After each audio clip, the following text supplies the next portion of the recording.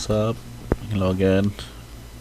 So today's take is another standard deck tech for one of the crime families for Streets of New Capenna. We call it the Cabaretti tokens aggro, or we call it from the old school Naya shard. Naya tokens aggro deck, utilizing some of the new cards in the set and doing a certain kind of synergy with Cabaretti's favorite sort of a tribal leader.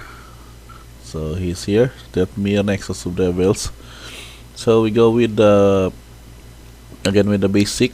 We start with checking on the creature components, the cards, the artifacts, other planeswalkers, and the land composition for the main deck first. So to start with, you go with the basic 1 drop and 2 drop of the deck. We have Jasperi Sentinel, 4 copies, and Prosperous Innkeeper. So this was one way to get through the curve early on, and at the same time maximize to ramp up your mana and do a little fixing with the creature lineup at the same time. So Poker Archive is needed, which later on can be use the tokens to generate it and also have life gain effects with once you added more hero tokens to your board. So after this 2 drop, we also have the new card, 4 copies of Gala Greeters, which is sort of a utility creature, which also get an alliance effect that whenever another creature you control enters the battlefield, choose one that hasn't been chosen this turn, in which you can have it pump, possible counter, create a tap treasure token, you get 2 life. So it has a various way to give you advantage, and at the same time it can become a big attacker in itself, which can help get to the aggro route early on and can be followed up with a few of your token generators, your SK chariots, and also this such as these cards with the Fable and the wedding announcement. So we now go to the 3 drops. We have 2 copies of Brutal Cathar, sort of a utility creature in a way of exiling opponent's threats, and at the same time having a 2/2 with when you go with the Nightbound effect, can become a 3/3 first strike and ward with pay 3 life, which is also a good attacker in itself. And along with it is the new card Jenny Faye, Jetmir's second. Let me check on this.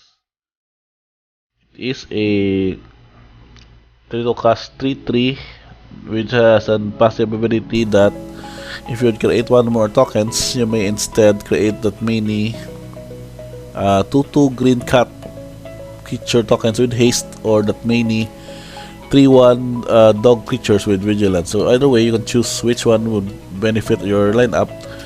But at the same time, you can go aggro with having a 2/2 green creature tokens with haste, or just go defensive with vigilance creatures, dog creatures with 3/1 power toughness. So you have various ways to create tokens, not only having creature tokens on this, but also in a tech such as creating treasure tokens can also help you to turn them into your preference of having cats or dog tokens instead. So the 5 drop here is also Dragon. We also only have 2 copies of each because of the variance of having to deal with a cluttered board, in which you need a flying haste evasive creature to get past to deal damage, and at the same time it can also produce treasure tokens which can be used for mana, or later on can be comboed with Jenny Faye in creating more creature tokens to add up to your board. So along with Goldspan, we have Jetmir again as the one way of sort of a pump effect, and at the same time a 5/4 body in itself. So if you have 3 or more creatures, they get +1/+1 in vigilance. Then if you have 6 or more, trample and +1/+1, +1/+0 again. And if 9 or more, gets another +1/+0 and double strike. So in total, you can have +3/+0 pump. It gains vigilance, it gains trample, again double strike. So basically, if you're going to climb up your board, you can get the Jetmir to drop Jetmir and just basically attack for huge alpha strike damage. So with that, the picture lineup totals with 23. So along with it, we have our 4-drop artifact. Of course, the Chariot as a constant creature producer. At the same time, can generate advantage by copying tokens of a target token you control and create a copy of it whenever it attacks. So this is also a pseudo auto-inclusion in deck.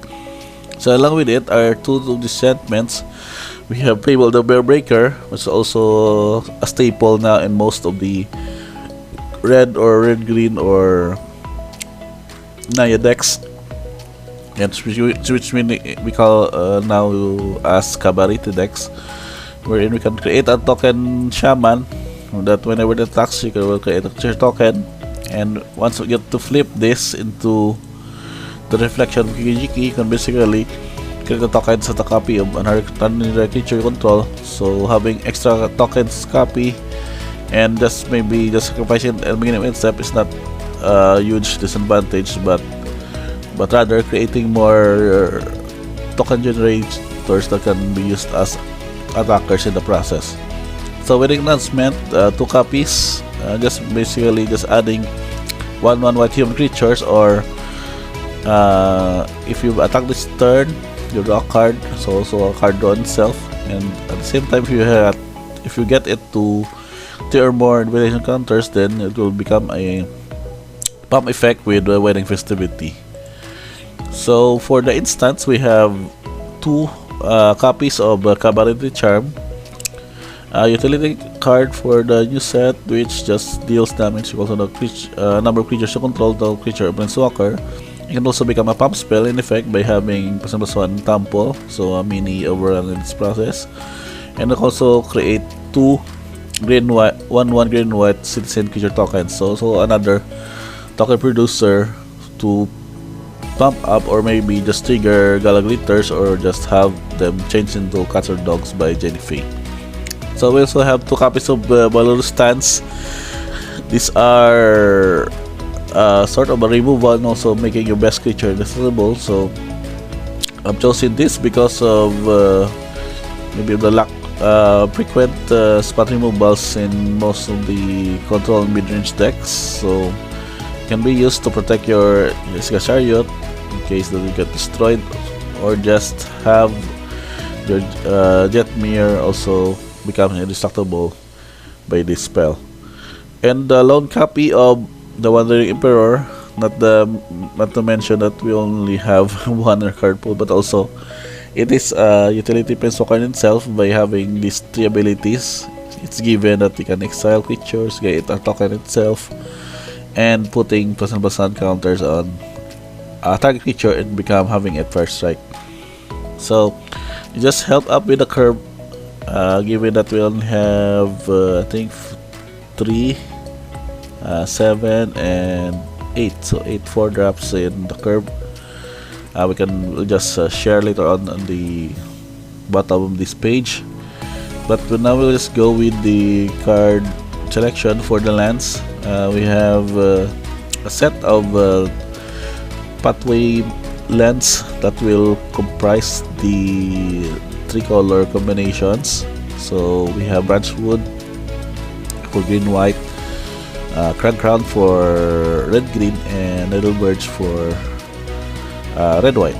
Along with it are 4 copies of Farmlands. This is green-white for Innistrad Midnight Hunt, which just add red, green, and white, but it comes to play tap unless you control 2 or more other lands. So a 3rd drop land for the turn and also sand on piles, the same process of producing red and white for mana fix. So there are 20, and then I added one copy of the legendary lands from Kamigawa. We have Bosiju as our utility card for green, and Iganju for white, and lastly Sokensan for red. So in total we have 23 copies of the land setup, but we don't really need to worry about the cases of mana screw because we have a few mana producing creatures which can basically help us progress our board and still get into the aggro route by the first 3 turns. So we can check out the deck statistics, just a few rundown on this. So green we have 30, for red color distributions 15, and white 18. So for the average mana cost, we have you can look at here. We have 2 drops and 3 drops are the top the 2 cost and mana value of the card. So the average MST is computed as 2.86, and then for our categories, we have more of creatures and lands, of course. Artifacts, that's an effect. Enchantment instants are support, and the Lone Planeswalker.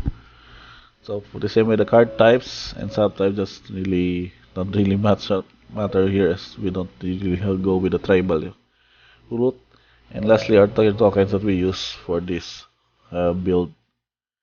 So overall, if you want to check out this deck in your MTG Arena, maybe this weekend will be the official release of the set, the Streets of New Capenna in standard, along with the various formats in platforms of MTG Online and Magic Arena. You may just suggest this deck to get them up and running to your grind, or maybe just to play test sessions with your friends. So overall, this is a wrap up this deck tech for Cabaretti and Aggro. I do hope you like this video. If you have any suggestions, just check it out on my YouTube account and my Facebook, also for my website. You can just also comment there. And don't forget to like and subscribe if you like this content for more standard deck updates for Streets of Capenna, along with other Magic related contents. So thank you for watching on this, and until the next time.